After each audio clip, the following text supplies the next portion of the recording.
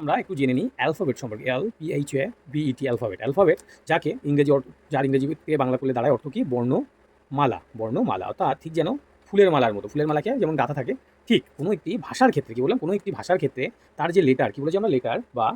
Letter বা বর্ণগুলি যে সুনির্দিষ্ট, একটু এটা দেখতে হবে আমাদের, সুনির্দিষ্ট দন্তানসি দয় ফসি মুদ্রান শয় টয়, যে সুনির্দিষ্ট এবং যে ক্রম অনুসারে, এটাও কিন্তু গুরুত্বপূর্ণ, ক্রম অনুসারে সাজানো থাকে। কি বলছে?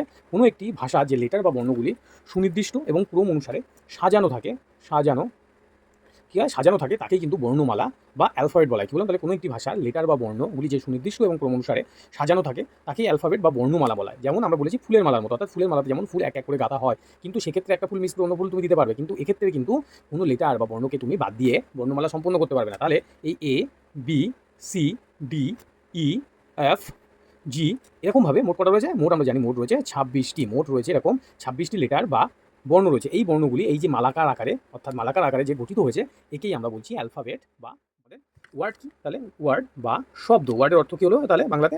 শব্দ।